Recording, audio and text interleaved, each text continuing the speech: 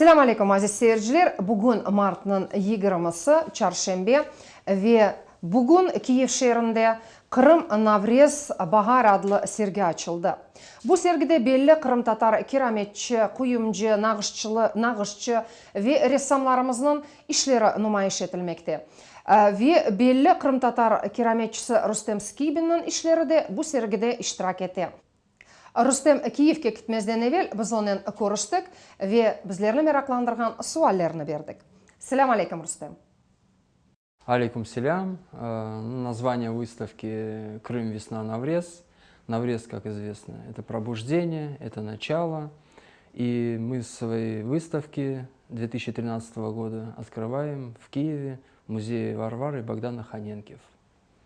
Кімнің işleri bu sergide nümayiş edildi? Выставка это вторая. И на этой выставке уже будут представлены более широко художники, более 35 человек. Новые ремесла будут представлены. И в выставке участвуют ученики, новые художники, которые обучались и проходили мастер-классы. У нас новый, это кузнец будет показывать свои работы. Резьба по дереву, новый столик интересный. Графические работы интерьерные будут представлены. Керамисты с новыми работами, с новыми направлениями и техниками. Те мастер-классы, которые проводились по росписи фарфора, будут представлены. Будет очень ярко и обширно. Керамистов будет человек 5 новых. Те, кто не выставлялись до этого времени. Вот, это роспись керамики, гончарство, ну и графические работы тоже в керамике. Aslında bu sergini kim teşkil etti? Ну, автор идеи проекта это Мамут Чорлу, вот, творческое объединение Четвердак, вот, и сам музей Ханенкев. Как отбирались экспонаты для выставки? Ну, это обязательно те наработки, которые были сделаны уже в самом проекте, в тех мастер-классах, которые проводились. Это обязательно должны быть вещи прикладного характера. Они должны нести в себе традицию и культуру Крыма, крымско-татарскую. Они должны быть высокохудожественными, то есть соответствовать всем требованиям, вот, и требованиям, конечно же, этого музея. Кто конкретно отбирал работы? Сколько человек участвовало в отборе? В отборе все. То есть, каждый художник, он уже самостоятельно состоявшийся. И, соответственно, те ребята, которые впервые, это ученики, они обучаются, у них есть руководители свои. Вот, то есть каждый руководитель отвечает за своего ученика. В этот раз ты что представил? Панно керамическое большое. На этой выставке в основном большую часть работ будет представлять наша творческая мастерская Эльчебер, мои ученики. То есть я дал немножко так более широко.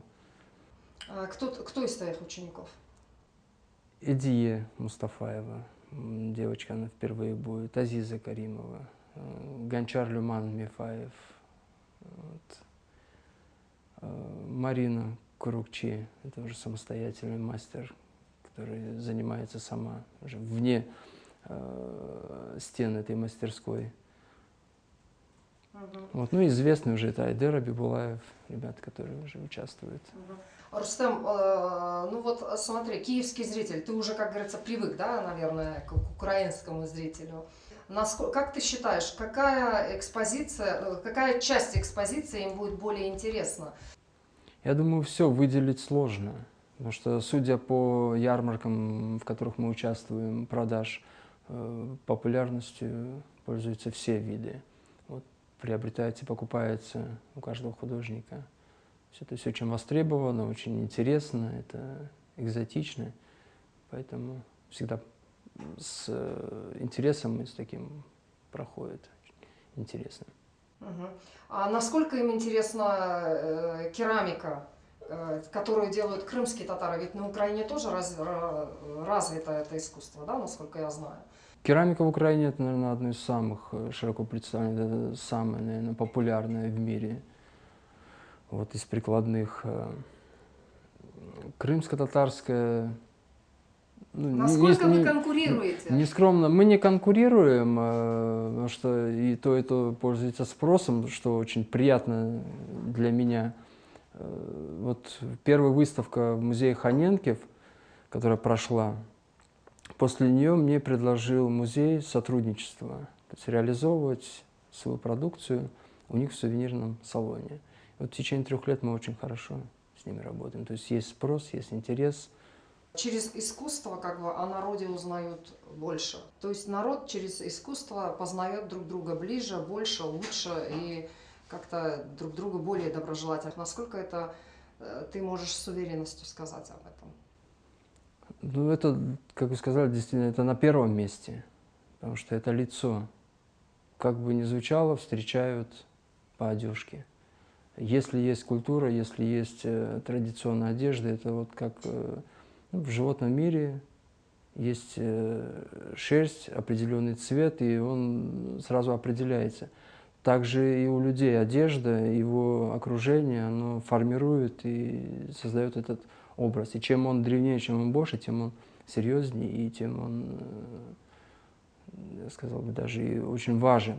И поэтому важно все это иметь, все это сохранять и популяризировать, чтобы все мы отличались, и все мы показывали, что мы разные, и мы вот такие, с богатой культурой, историей. Те крупицы, которые у нас сохранились, насколько вы смогли это все полностью изучить, вытащить? Смогли ли вы сделать те намеченные какие-то наработки? Ну, смело могу сказать, что смогли, вытащили. Насколько много сказать сложно, насколько... То есть вот ровно столько, сколько сейчас нужно, сколько для понимания самих зрителей, вот этого достаточно. Но при этом еще там остается, ну, можно сказать, неподъемный пласт, вот, который еще поднимать, выносить, и это, я думаю, будет все подниматься, продолжаться, но неограниченные и возможности этой культуры, этой традиции богатейшей, это собрано просто. Насколько ты сегодня можешь оценить свою работу? Вот, смог все вытащить и сделать? Нет, только часть это орнаментальная. Есть еще техническая сторона, есть много направлений, которые были в керамике. Это золотоордынского периода, там сельджукская керамика, то есть технические приемы. Вот, фарфор, все это еще предстоит сделать.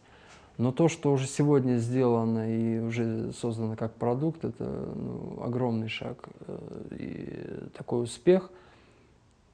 И один из показателей это, наверное, копирование, пародирование, то есть этому стилю. Это уже сейчас применяется, используется и появилось. Я слышала, что в этом году в Крыму не будет крымский стиль, да, не будет выставок в Крыму, и все выставки проводятся на Украине, в Киеве, там еще где-то. Это насколько это правда? Ну, это начало года, пока у нас так не запланировано в каких-то крупных музеях выставки, если говорить об этом. А так периодически появляются какие-то мероприятия, фестивали, в которых мы участвуем в Крыму, они будут. Поэтому, будут, да? Да, локально они могут, да, там, на День города. Ну, это будет зависеть от того, кто нас пригласит и какие фестивали будут организованы. А вот в Киеве сколько будет длиться эта выставка? Больше месяца, 40 дней. Больше месяца. Да, причем по окончании выставки мы сразу же забираем работы и участвуем в фестивале. А что за фестиваль? Это ежегодный фестиваль, это открытие сезона в Пирогово. Это музей архитектуры и быта Украины под открытым небом, на котором проводятся ярмарки. В прошлом году первый фестиваль был крымско-татарский «Игридал», который очень с успехом провелся, с большим интересом. Это тоже впервые было. И в этом году ожидаете? Да, тоже запланировано. Прекрасно, что теперь есть за пределами Крыма работают наши художники. Это Украина. Ну а когда будет другие как бы страны завоевываться? Насколько это реально, насколько это возможно? Оно уже есть. Потому что мы участвуем и за границей, уже посещали, и представляли нашу культуру. Одно из последних, это вот мой ученик, сейчас приглашен в Париж на целый год для обучения молодежи вот, крымско-татарскому ремеслу вот, керамическому. То есть он обучает французов там, Да, молодых? французских детей, да. Они заинтересовались искусством керамики, которые... Крымских татар и украинцев. То есть от Украины поют несколько ребят. 2 с Киева, по-моему, И кто один. этот Эдем молодой человек? Эмралиев. Вот мальчик, который пришел ко мне, не помню, наверное, в 5-6 классе, сейчас уже студент. Машалла. Ну, то, что мы уже посетили, это была Москва, это была Варшава с крымским стилем. Сейчас есть приглашение в Москву. Но это все вот обусловлено еще и финансовой стороной. То есть это нужно собраться, это очень большие затраты. Затраты с вашей стороны? И с нашей стороны, и со стороны приглашающей. Здесь еще очень сложный момент – это организация. На это нужно много времени, сил. Вот. К сожалению, у нас еще много проблем бытового характера, которые решаются, поэтому не все могут выложиться вот в этом смысле. Поэтому мы в основном свои силы тратим на создание там, предметов, вот, вещей творческого роста. Рустем, ну а сегодня ты уже выезжаешь в Киев, да? Да. Это ты сейчас во сколько будешь собираться? Вечером выезжаем, завтра приезжаем и, иншаллах, открываем в 5 часов. Рустем, çok sağ ol sohbet için, sağlıklı kal ve ak yol sana Kiyev'te. Sağ olun.